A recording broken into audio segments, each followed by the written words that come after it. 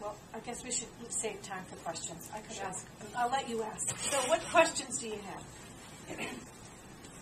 Yeah. What is the Deshpande Fund or Deshpande organization? The Deshpande Foundation, that's an interesting question. It's an incubator in MIT, and Gururaj Deshpande is basically the founder of all of this, all of these programs, and he made billions of dollars as an entrepreneur in the tech boom, the .com boom, a few years back, and he works with Obama now on his Council for Entrepreneurship and Innovation. So basically, they have this idea that they want to raise developing economies through entrepreneurial activities. They want to empower people, the bottom, 4 billion it might be now after the population growth, but all of those people who are living in poverty, empower them, teach them how to make a little bit more money, raise their own salary through entrepreneurship. And so he created this sandbox of entrepreneurship and development in India, and it's a replicable model for places in America where they've started, in Lowell, Lawrence, and Haverhill, and soon they'll start them up all over the world.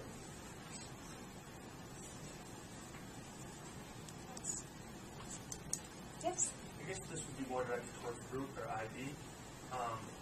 When investors are coming to you, or if you're going to investors or pulling investments, is the biggest attraction to them the possible return they're going to get on what you guys end up investing in, or is it really the idea that they're investing in these smaller businesses that are trying to do socially responsible things? Because there's really, it's like you need to strike a good balance between the two, and how do you do that?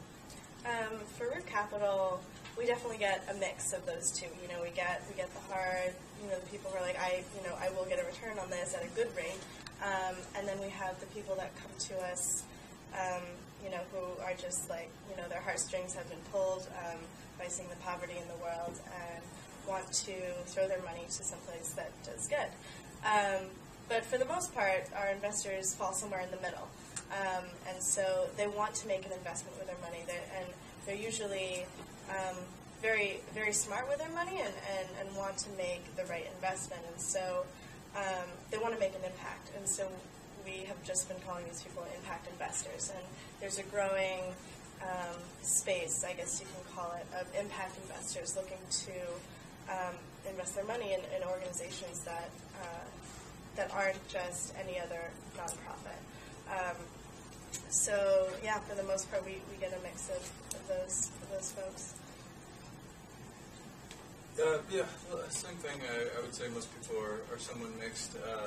It's a bit of a dichotomy, and I know actually a famous Harvard professor named Michael Chu likes to say that it's a false dichotomy that social impact and financial returns really aren't on a single line, and you have to divide down the middle, that they're actually separate things, and you can maximize both. No one's done that yet. So I think for the most part, at least in good or current understandings of what it is a bit of a dichotomy, so you do have to kind of pick one or the other or try to balance them out. So what we look for is also a third thing, and we do this, we work with angel investors. Before we worked with a lot of angel investors, now we have a single fund, so that's a single investor. And that angel investor is very, very interested also in learning about what these markets can do, what will they involve, how much will the technology change. So we look at sectors that are extraordinarily specific to the interests of that particular investor. They also tend to be our interests as well, in the sense that we looked at sectors that we knew were going to grow tremendously. So even if they are going to have a social impact, that's a piece of it. Even if we do get a financial return, that's a piece of it. And then the third component is this learning process.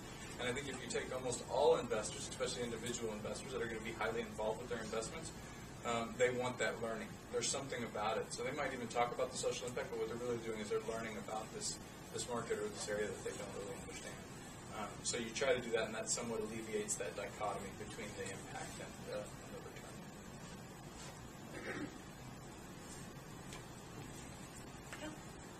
I'm an international affairs major, but I want to get more involved in the business side of social entrepreneurship. So I was wondering if anyone has any advice on how to get involved in the business aspect of things as a non-business major. Good question. I think that as an international affairs organization, the best you could do is take a few business classes, so you understand the lingo and the terminology, and also the social entrepreneurship, the concentration if you're a business student is a great way to do that.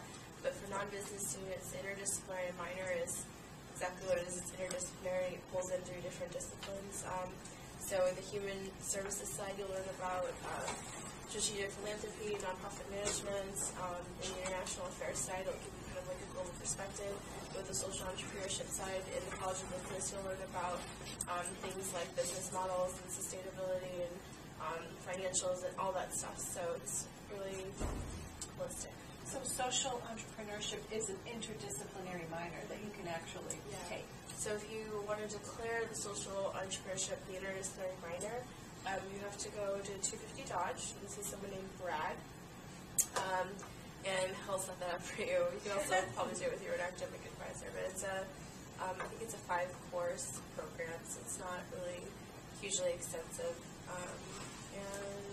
Would you suggest that minor over a straight business minor?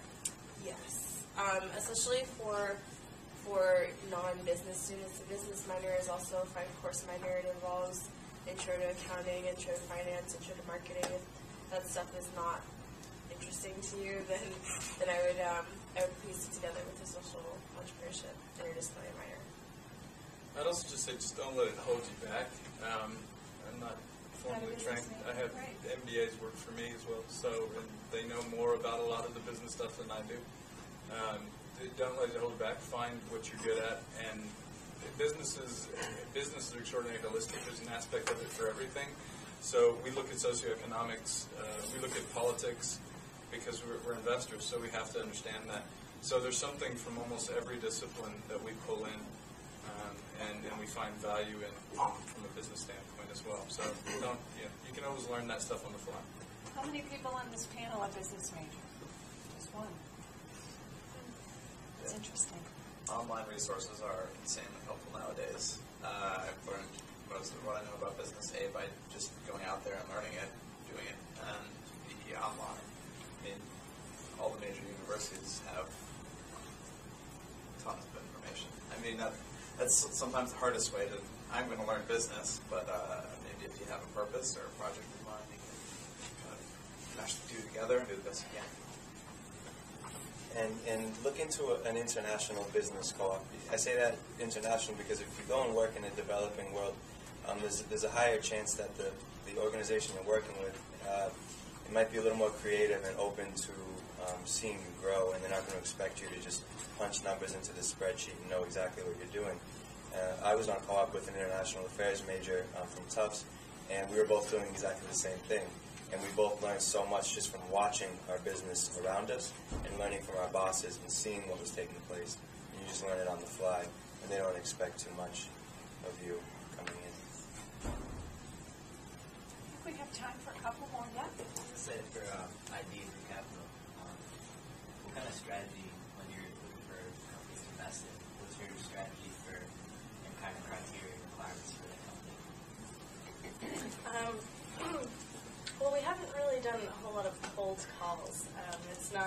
We're not in the type of space, I guess, that we're reaching out to a lot of people actually have been coming to us because they've heard of us and they say, there's not a whole lot of other organizations that are doing what we're doing right now, so we're fortunate in that sense. But what we have, we have certain standards in who we invest in the field, and on the other end, investors usually, we say for investors to usually come in at a minimum of $25,000, and we've had investments as big as $2.3 million, because we're working in this space with larger, small and growing businesses in the field.